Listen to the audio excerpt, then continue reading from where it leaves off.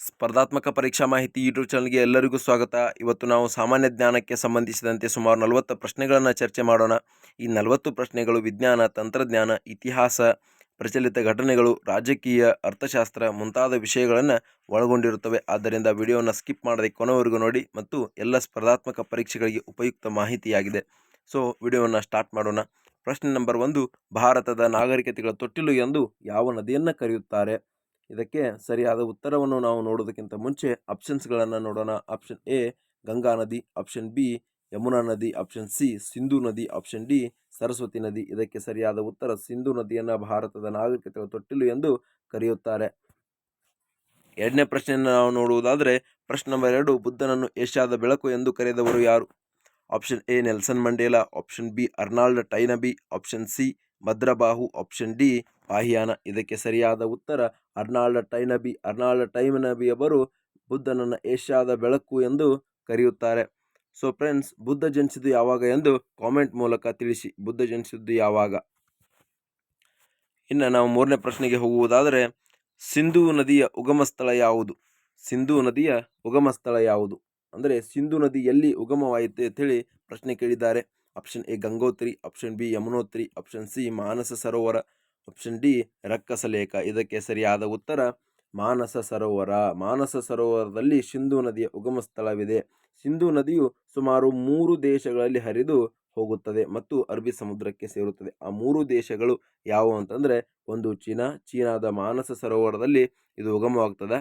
ಆಮೇಲೆ ಎರಡನೇದ್ದು ಭಾರತದ ಲಡಾಖ್ ಪ್ರದೇಶಕ್ಕೆ ಬಂದು ಆಮೇಲೆ ಪಾಕಿಸ್ತಾನದ ಕರಾಚಿ ಎಂಬ ಪ್ರದೇಶದಿಂದ ಅರಬ್ಬಿ ಸಮುದ್ರಕ್ಕೆ ಸೇರಿಕೊಳ್ಳುತ್ತದೆ. ಅದು ಸಿಂಧೂ ನದಿಯಾಗಿದೆ.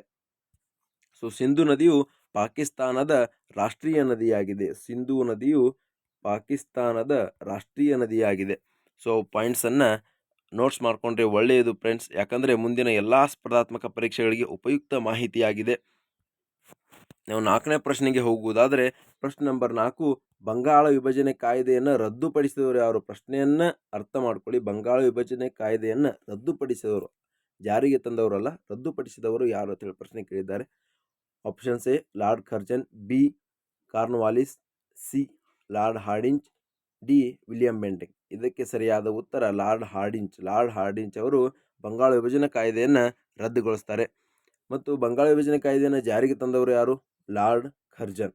ಎಷ್ಟರಲ್ಲಿ? 1905ರಲ್ಲಿ ಈ ಕಾಯ್ದೆಯನ್ನು ಜಾರಿಗೆ ತರ್ತಾನೆ. ಯಾಕೆ ತರ್ತಾನೆ ಅಂತಂದರೆ, ಮುಸ್ಲಿಂ ಮತ್ತು ಹಿಂದೂಗಳ ನಡುವೆ ಒಡಕನ್ನು ಹುಟ್ಟಿಸಲು ಈ ಬಂಗಾಳ ವಿಭಜನೆ ಕಾಯ್ದೆಯನ್ನು ಜಾರಿಗೆ ತರ್ತಾನೆ ಲಾರ್ಡ್ ಕರ್ಜನ್. ಅದನ್ನು 1911ರಲ್ಲಿ ಲಾರ್ಡ್ ಹಾರ್ಡಿಂಜ್ ಎಂಬಾತ ರದ್ದುಗೊಳಿಸ್ತಾನೆ. ಸೊ ಫ್ರೆಂಡ್ಸ್, 4ನೇ ಪ್ರಶ್ನೆಗೆ ನಾವು ಹೋಗುವುದಾದರೆ ಕಳಿಂಗ ಯುದ್ಧ ನಡೆದ ವರ್ಷ.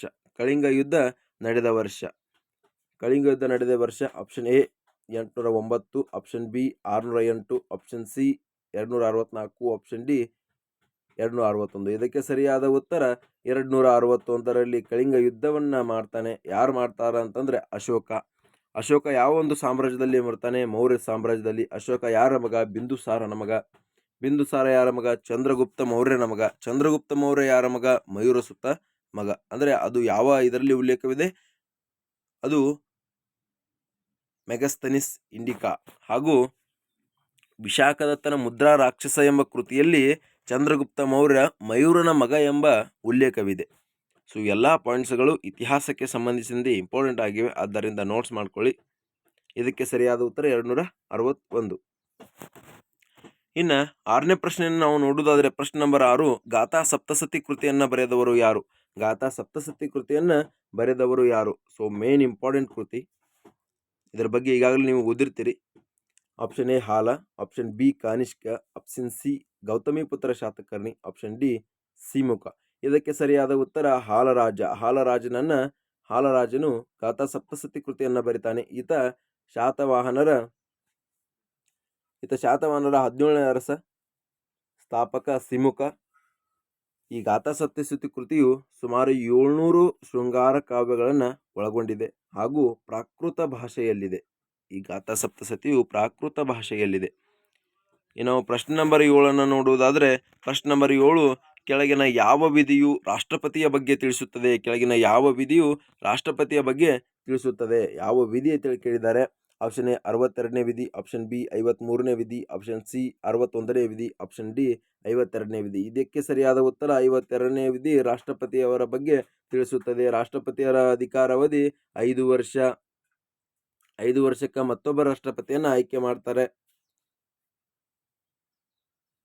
ಸೊ ರಾಷ್ಟ್ರದ ಇಡೀ ಒಂದು ದೇಶದ ಒಬ್ಬ ಅತ್ಯಂತ ಮುಖ್ಯವಾದ ಮತ್ತು ದೊಡ್ಡ ಹುದ್ದೆಯಲ್ಲಿರ್ತಕ್ಕಂಥ ಒಂದು ಪೋಸ್ಟ್ ಯಾವುದಂತಂದ್ರೆ ರಾಷ್ಟ್ರಪತಿ.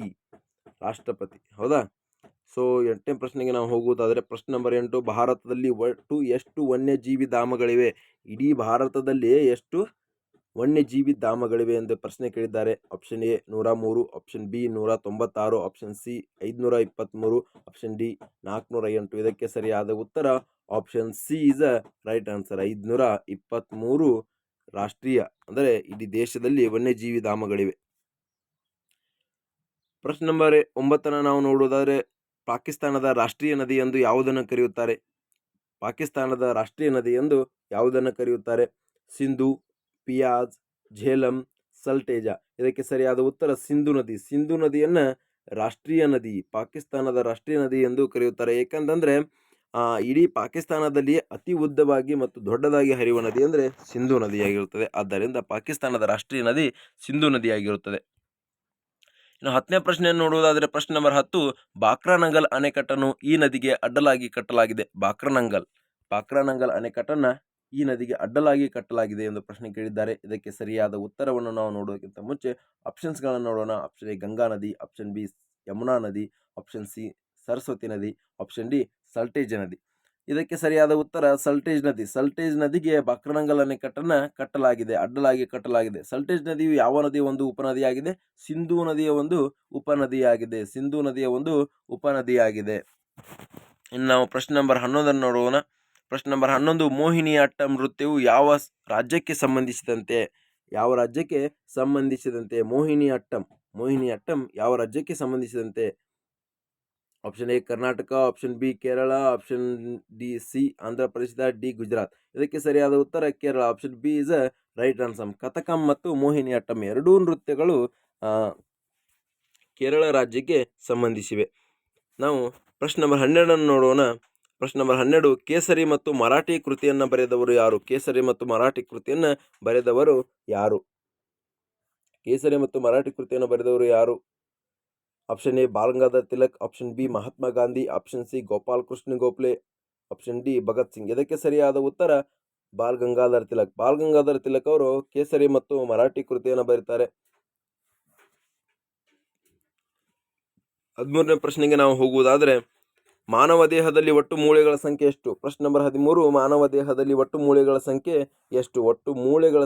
ಅಂತ ಪ್ರಶ್ನೆ ಕೇಳಿದ್ದಾರೆ. Option A 300, option B 500, option C 900, option D 206. ಇದಕ್ಕೆ ಸರಿಯಾದ ಉತ್ತರ D is a right answer. 206 ಒಬ್ಬ ವಯಸ್ಕ ವ್ಯಕ್ತಿಯಲ್ಲಿ 206 ಮೂಳೆಗಳಿರ್ತವೆ ಮತ್ತು ಒಬ್ಬ ಚಿಕ್ಕ ವಯಸ್ಸಿನ ಮಕ್ಕಳಲ್ಲಿ ಸುಮಾರು 300 ಮೂಳೆಗಳನ್ನು ನಾವು ಕಾಣಬಹುದು. ಪ್ರಶ್ನೆ ನಂಬರ್ 14ಕ್ಕೆ ನಾವು ಹೋಗುವುದಾದರೆ ಪ್ರಶ್ನೆ ನಂಬರ್ 14, RBIನ ಮೊದಲ ಗವರ್ನರ್ ಯಾರಾಗಿದ್ದರು? RBI ಬ್ಯಾಂಕ್ನ ಮೊದಲ ಗವರ್ನರ್ ಯಾರಾಗಿದ್ದರು? ಇದಕ್ಕೆ ಸರಿಯಾದ ಉತ್ತರವನ್ನು ನೋಡುವುದಕ್ಕಿಂತ ಮುಂಚೆ ಆಪ್ಷನ್ಸ್ಗಳನ್ನು ನೋಡೋಣ. Option A CD Deshmukh, B Ismail, C Bipin Rawat, D R Shankar. ಇದಕ್ಕೆ ಸರಿಯಾದ ಉತ್ತರ option A is the right answer. CD Deshmukh ಅವರು RBIನ ಮೊದಲ ಗವರ್ನರ್ ಆಗಿದ್ದರು. RBI ಬ್ಯಾಂಕ್ ಸ್ಥಾಪನೆ ಆದ ಯಾವಾಗ ಅಂದರೆ 1935ರಲ್ಲಿ RBI ಬ್ಯಾಂಕ್ ಸ್ಥಾಪನೆ ಆಗ್ತದೆ. 1935ರಲ್ಲಿ RBI ಬ್ಯಾಂಕ್ ಸ್ಥಾಪನೆ ಆಗ್ತದೆ.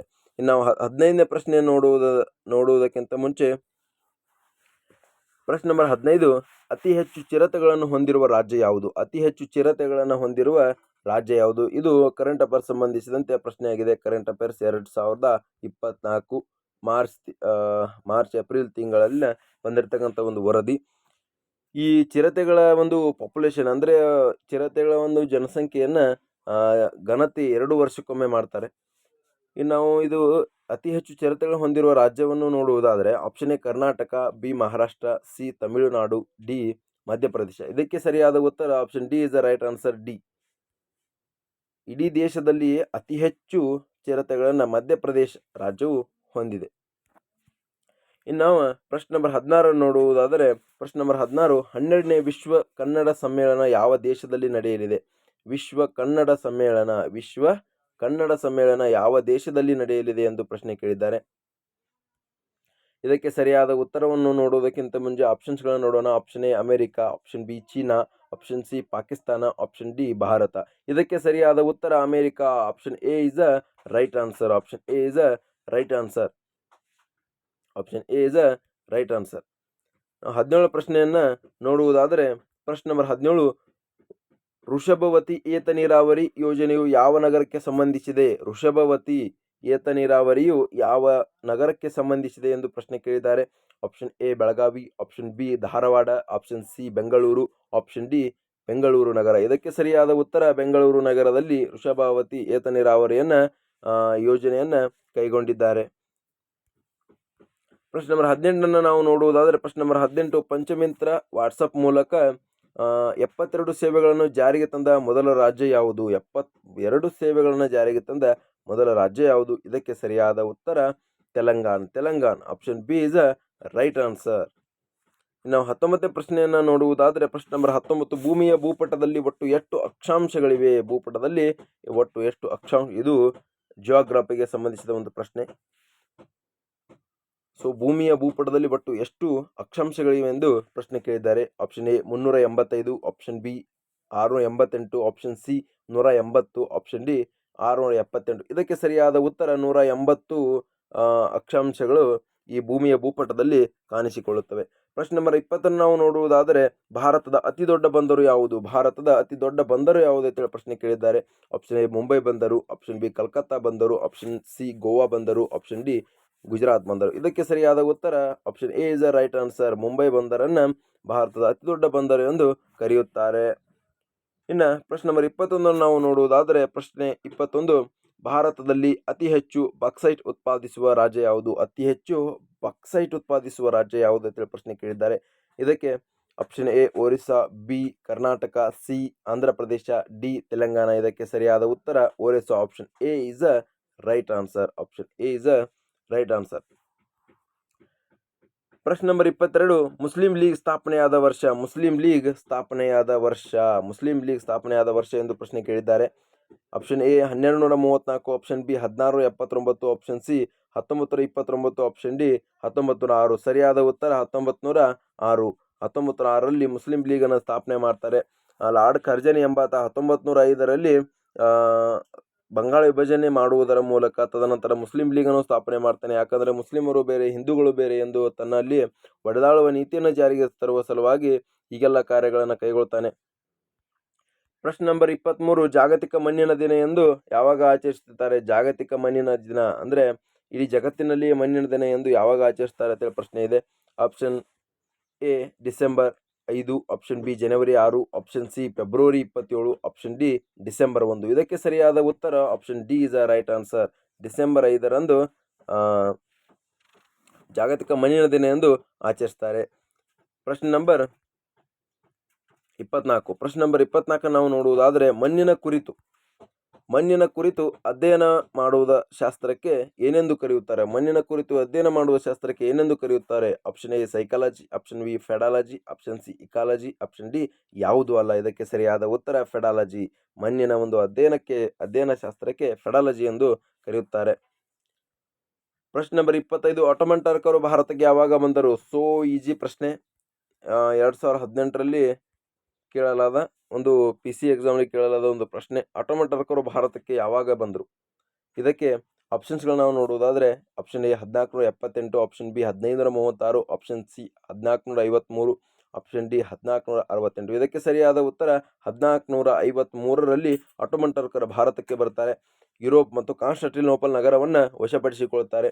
ಅಲ್ಲಿ ಭಾರತ ಮತ್ತು ಯುರೋಪ್ ಜೊತೆ ವ್ಯಾಪಾರ ಸಂಬಂಧ ನಡೀತಿತ್ತು, ಆದರೆ ಅದು ನಿಂತು ಹೋಯಿತು. ಆದ್ದರಿಂದ ಒಬ್ಬ ಯುರೋಪ್ನ ಪೋರ್ಚುಗಲ್ನ ನಾವಿಕ ವಾಸ್ಕೋ ಡಿ ಗಾಮ 1498ರಲ್ಲಿ ಹೊಸ ಜಲಮಾರ್ಗವನ್ನು ಕಂಡುಹಿಡಿತಾನೆ.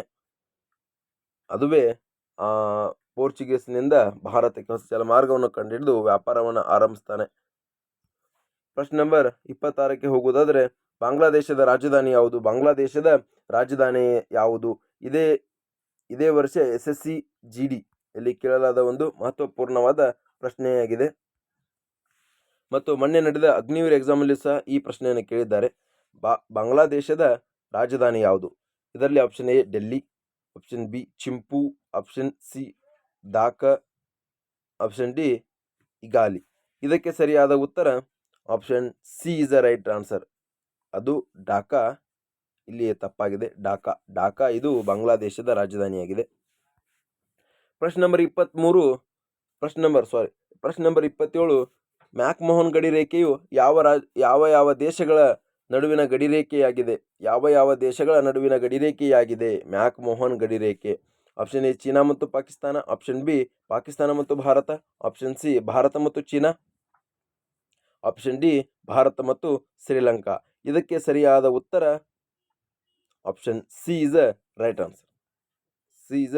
Right answer. ಮ್ಯಾಕ್-ಮೋಹನ್ ಗಡಿ ರೇಖೆಯು ಭಾರತ ಮತ್ತು ಚೀನಾಗೆ ಸಂಬಂಧಿಸಿದೆ. ನಡುವೆ ಹಾದು ಹೋಗ್ತಕ್ಕಂಥ ಒಂದು ಗಡಿರೇಖೆಯಾಗಿದೆ. ಇನ್ನು 28ನೇ ಪ್ರಶ್ನೆಯನ್ನು ನಾವು ನೋಡುವುದಾದರೆ, ಪ್ರಶ್ನೆ ನಂಬರ್ 28, ಪ್ರಪಂಚದ ಅತ್ಯಂತ ದೊಡ್ಡ ಮರುಭೂಮಿ ಯಾವುದು? ಅಂದರೆ ಆಪ್ಷನ್ ಎ ಥಾರ್ ಮರುಭೂಮಿ, ಆಪ್ಷನ್ ಎ ಸಹರಾ ಮರುಭೂಮಿ, ಆಪ್ಷನ್ ಸಿ ಹಾರ್ ಮರುಭೂಮಿ, ಆಪ್ಷನ್ ಡಿ ಥಾರ್ ಮರುಭೂಮಿ. ಇದಕ್ಕೆ ಸರಿಯಾದ ಉತ್ತರ option B is the right answer. Sahara ಮರುಭೂಮಿಯನ್ನು ಪ್ರಪಂಚದ ಅತ್ಯಂತ ದೊಡ್ಡ ಮರುಭೂಮಿ ಎಂದು ಕರೆಯುತ್ತಾರೆ. ಪ್ರಶ್ನೆ ನಂಬರ್ 28, ಮಹಿಳೆಯರಿಗೆ ಮತದಾನ ಹಕ್ಕನ್ನು ನೀಡಿದ ಮೊದಲ ದೇಶ ಯಾವುದು? ಮತದಾನ ಹಕ್ಕನ್ನು ನೀಡಿದ ಮೊದಲ ದೇಶ ಯಾವುದು? ಇದಕ್ಕೆ ಸರಿಯಾದ ಉತ್ತರ ಬಾಂಗ್ಲಾದೇಶ್. ಆಪ್ಷನ್ಸ್ಗಳನ್ನು ನೋಡುವುದಾದರೆ B Bharat, C America, D Pakistan. ಇದಕ್ಕೆ ಸರಿಯಾದ ಉತ್ತರ Bangladesh. Option A is the right answer. ಮಹಿಳೆಯರಿಗೆ ಮತದಾನ ಹಕ್ಕನ್ನು ನೀಡಿದ ಮೊದಲ ದೇಶ ಯಾವುದು ಎಂದು ಪ್ರಶ್ನೆ ಕೇಳಿದರೆ option A is the right answer, Bangladesh ಎಂದು ಉತ್ತರವನ್ನು ನೀಡಬೇಕಾಗುತ್ತೆ. ಪ್ರಶ್ನೆ ನಂಬರ್ 30, ಪಂಜಾಬಿನ ಕೇಸರಿ ಎಂದು ಯಾರನ್ನು ಕರೆಯುತ್ತಾರೆ? Option A Bal Gangadhar Tilak, option B Lala Lajpat Rai, option C Gopal Krishna Gokhale, option D Bhagat Singh. ಇದಕ್ಕೆ ಸರಿಯಾದ ಉತ್ತರ ಲಾಲಾ ಲಜಪತ್ ರಾಯ್ ಅವರನ್ನು ಪಂಜಾಬಿನ ಕೇಸರಿ ಎಂದು ಕರೆಯುತ್ತಾರೆ. ಪ್ರಶ್ನೆ ನಂಬರ್ 31 ನಾವು ನೋಡುವುದಾದರೆ, ಪ್ರಶ್ನೆ ನಂಬರ್ 31, ಆಗ್ರಾ ನಗರವು ಯಾವ ನದಿಯ ದಡದಲ್ಲಿದೆ? ಆಪ್ಷನ್ ಎ ಯಮುನಾ ನದಿ, ಆಪ್ಷನ್ ಬಿ ಸರಸ್ವತಿ ನದಿ, ಆಪ್ಷನ್ ಸಿ ಕಾಳಿ ನದಿ, ಆಪ್ಷನ್ ಡಿ ಘಟಪ್ರಭಾ ನದಿ. ಇದಕ್ಕೆ ಸರಿಯಾದ ಉತ್ತರ ಯಮುನಾ ನದಿಯ ಮೇಲೆ ಆಗ್ರಾ ನಗರವು ಕಂಡುಬಂದಿದೆ. ಆಗ್ರಾನಲ್ಲಿ ಇರತಕ್ಕಂಥ ಸ್ಮಾರಕ ಯಾವುದು? ತಾಜ್ ಮಹಲ್. ಕಟ್ಟಿದವರು ಯಾರು? ಶಹಜಾನ್. ಯಾರಿಗಾಗಿ? ತನ್ನ ಪ್ರಿಯತಮಿಗಾಗಿ ಕಟ್ತಾನೆ. ಪ್ರಶ್ನೆ ನಂಬರ್ ನಾವು 32 ನೋಡುವುದಾದರೆ, ಖಾಸಿ ಬುಡಕಟ್ಟು ಯಾವ ರಾಜ್ಯದಲ್ಲಿ ಕಂಡುಬಂದಿದೆ? ಇದಕ್ಕೆ ಸರಿಯಾದ ಉತ್ತರ ನೋಡುವುದಕ್ಕಿಂತ ಮುಂಚೆ ಆಪ್ಷನ್ಸ್ಗಳನ್ನು ನೋಡೋಣ. Option A Karnataka, B Orissa, C Manipur, D Meghalaya. ಇದಕ್ಕೆ ಸರಿಯಾದ ಉತ್ತರ D is the right answer, ಮೇಘಾಲಯದಲ್ಲಿ ಖಾಸಿ ಎಂಬ ಬುಡಕಟ್ಟು ಕಂಡುಬಂದಿದೆ. ಪ್ರಶ್ನೆ ನಂಬರ್ 33 ನಾವು ನೋಡುವುದಾದರೆ, ಭಾರತದ ಹೆಬ್ಬಾಗಿಲು ಎಂದು ಯಾವ ನಗರವನ್ನು ಕರೆಯುತ್ತಾರೆ? ಆಪ್ಷನ್ ಎ ಬಾಂಬೆ ನದಿ, option A Bombay, option B Bengaluru, option C Goa, option D Punjab. ಇದಕ್ಕೆ ಸರಿಯಾದ ಉತ್ತರ Bombay is the right answer. A is the right answer. Bharat ಹೆಬ್ಬಾಗಿಲು ಎಂದು ಬಾಂಬೆಯನ್ನು ಕರೆಯುತ್ತಾರೆ. ಪ್ರಶ್ನೆ ನಂಬರ್ 34, ಆರಾಮ್ ಹರಾಮ್ ಹೈ ಇದು ಯಾರ ಘೋಷಣೆಯಾಗಿತ್ತು? ಇಲ್ಲಿ Indira Gandhi, option A Indira Gandhi, option B Rajiv Gandhi, option C Jawaharlal Nehru, option D Mahatma Gandhi ಎಂದು ಕೊಟ್ಟಿದ್ದಾರೆ. ಇದಕ್ಕೆ ಸರಿಯಾದ ಉತ್ತರ option C is the right answer. Jawaharlal Nehru ಅವರು ಆರಾಮ್ ಹರಾಮ್ ಹೈ ಎಂದು ಘೋಷಣೆ ನೀಡಿದರು. ಇನ್ನು ಪ್ರಶ್ನೆ ನಂಬರ್ 35ಕ್ಕೆ ನಾವು ಹೋಗುವುದಾದರೆ, ಪ್ರಶ್ನೆ ನಂಬರ್ 35, ಭಾರತದ ಅತಿ ಉದ್ದವಾದ ನದಿ ಯಾವುದು? ಭಾರತದಲ್ಲಿ ಅತಿ ಉದ್ದವಾದ ನದಿ ಯಾವುದು ಎಂದು ಪ್ರಶ್ನೆ ಕೇಳಿದ್ದಾರೆ. ಆಪ್ಷನ್ ಎ ಕಾವೇರಿ ನದಿ, ಬಿ ಕಾಳಿ ನದಿ, ಸಿ ಗಂಗಾ ನದಿ, ಡಿ ಕೋಸಿ ನದಿ. ಇದಕ್ಕೆ ಸರಿಯಾದ ಉತ್ತರ C is the right answer. Ganga ನದಿಯನ್ನು ಭಾರತ ಎತ್ತರದ ಮತ್ತು ಉದ್ದವಾದ ನದಿ ಎಂದು, ದೊಡ್ಡದಾದ ನದಿ ಎಂದು ಕರೆಯುತ್ತಾರೆ. ಪ್ರಪಂಚದಲ್ಲಿ ಅತಿ ದೊಡ್ಡ ನದಿ ಯಾವುದು? ಅಮೆಜಾನ್ ನದಿ. ಉದ್ದ ನದಿ ಯಾವುದು? ನೈಲ್ ನದಿ. ಇವೆಲ್ಲ ಕಾಮನ್ ಥಿಂಗ್ಸ್ ನಿಮಗೆ ಗೊತ್ತಿರಬೇಕಾಗುತ್ತೆ. ಪ್ರಶ್ನೆ ನಂಬರ್ 36, ಭಾರತದ ಮೊದಲ ಗವರ್ನರ್ ಜನರಲ್ ಯಾರಾಗಿದ್ದರು? ಪ್ರಶ್ನೆ ಕೇಳಿದ್ದಾರೆ. Option A William Bentinck, option B Warren Hastings, option C Robert Clive, option D lord canning. ಇದಕ್ಕೆ ಸರಿಯಾದ ಉತ್ತರ option A is the right answer. Option A is the right answer. William Bentinck ಅವರು ಭಾರತ ಮೊದಲ governor ಆಗಿದ್ದರು. ಪ್ರಶ್ನೆ number 37, ರಕ್ತದ pH ಮೌಲ್ಯ ಎಷ್ಟು? ಇಲ್ಲಿ ಸೈನ್ಸ್ಗೆ ಸಂಬಂಧಿಸಿದಂಥ ಕ್ವಶನ್ ಬಂದಿದೆ. pH ಮೌಲ್ಯ ಎಷ್ಟು? Option A 6.8, option B 7.0, option C 8.3, option D 9.5. ಇದಕ್ಕೆ ಸರಿಯಾದ ಉತ್ತರ 7.5. Option B is the right answer. ನಾವು ಪ್ರಶ್ನೆ ನಂಬರ್ 38, ಭಾರತದ ಪ್ರಥಮ ಮಹಿಳಾ ರಾಷ್ಟ್ರಪತಿ ಯಾರಾಗಿದ್ದರು? ಭಾರತ ಪ್ರಥಮ ಮಹಿಳಾ ರಾಷ್ಟ್ರಪತಿ ಯಾರಾಗಿದ್ದು? PC ಎಕ್ಸಾಮಲ್ಲಿ ಕೇಳಲಾದ ಒಂದು ಪ್ರಶ್ನೆ 2018. Option A Pratibha Patil, option B Indira Gandhi, option C Sarojini Naidu, option D Razia Sultan.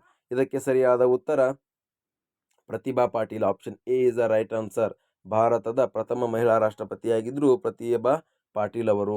ಪ್ರಶ್ನೆ ನಂಬರ್ 39, ಲೆಪ್ಚಾ ಬುಡಕಟ್ಟು ಯಾವ ರಾಜ್ಯದಲ್ಲಿ ಕಂಡು ಬಂದಿದೆ? ಲೆಪ್ಚಾ ಬುಡಕಟ್ಟು ಯಾವ ರಾಜ್ಯದಲ್ಲಿ ಕಂಡು ಬಂದಿದೆ? ಈ ಬುಡಕಟ್ಟುಗಳಿಗೆ ಸಂಬಂಧಿಸಿದಂತೆ ಹಲವಾರು ಪ್ರಶ್ನೆಗಳು ಈ ಎಲ್ಲ ಒಂದು ಪರೀಕ್ಷೆಗಳಲ್ಲಿ ಕೇಳಲಾಗುವ ಅತ್ಯುನ್ನತ ಮತ್ತು ಅತಿ ಹೆಚ್ಚು ಕೇಳಲಾಗುವ ಪ್ರಶ್ನೆಗಳೆಂದರೆ ಬುಡಕಟ್ಟುಗಳಿಗೆ ಸಂಬಂಧಿಸಿದಂತೆ. ಆದ್ದರಿಂದ ಬುಡಕಟ್ಟುಗಳಿಗೆ ಸಂಬಂಧಿಸಿದ ವಿಡಿಯೋವನ್ನು ನೀವು ಹೆಚ್ಚಾಗಿ ನೋಡಬೇಕು.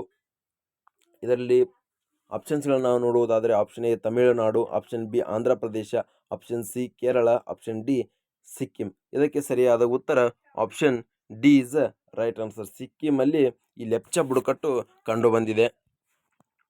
ಪ್ರಶ್ನೆ ನಂಬರ್ 40ಕ್ಕೆ ನಾವು ಹೋಗುವುದಾದರೆ ಕೊನೆಯ ಪ್ರಶ್ನೆ ನಂಬರ್ 40, ಹೋಮ್ ರೂಲ್ ಲೀಗ್ ಚಳುವಳಿಯನ್ನು ಯಾರು ಸ್ಥಾಪನೆ ಮಾಡಿದರು ಮತ್ತು ಯಾವಾಗ ಸ್ಥಾಪನೆ ಮಾಡಿದ್ರು ಅಂತ ಪ್ರಶ್ನೆ ಕೇಳಿದ್ದಾರೆ. ಯಾರು ಸ್ಥಾಪನೆ ಮಾಡಿತ್ತಂದರೆ ಬಾಲಗಂಗಾಧರ ತಿಲಕ್ ಅವರ ಸ್ಥಾಪನೆ ಮಾಡ್ತಾರೆ. ಹೋಮ್ ರೂಲ್ ಲೀಗ್ ಅಂದರೆ ನಮ್ಮ ಮನೆಯನ್ನು ನಾವು ಆಳ್ವಿಕೆ ಮಾಡ್ತೀವಿ ಅಂಥೇಳಿ ಅವ್ರು ಕೇಳ್ತಾರೆ. ಅಂದರೆ ಬ್ರಿಟಿಷರ ಆಳ್ವಿಕೆ ಇದ್ದಾಗ. ಹಾಗೂ ಈ ಹೋಮ್ ರೂಲ್ ಲೀಗ್ ಚಳುವಳಿ ಯಾವಾಗ ಸ್ಥಾಪನೆ ಆಗ್ತದೆ ಅಂತೇಳಿ ನೋಡುವುದಾದರೆ option A 1916, option B 1917, option C 1920, option D 1914. ಇದಕ್ಕೆ ಸರಿಯಾದ ಉತ್ತರ 1916ರಲ್ಲಿ ಹೋಮ್ ರೂಲ್ ಲೀಗ್ ಚಳುವಳಿಯನ್ನು ಸ್ಥಾಪನೆ ಮಾಡ್ತಾರೆ. ಯಾರಂತಂದರೆ ಬಾಲಗಂಗಾಧರ ತಿಲಕ್ ಅವರು. ತದನಂತರ ಅನ್ನಿ ಬೆಸೆಂಟ್ ಅವರ ಸ್ಥಾಪನೆ ಮಾಡ್ತಾರೆ.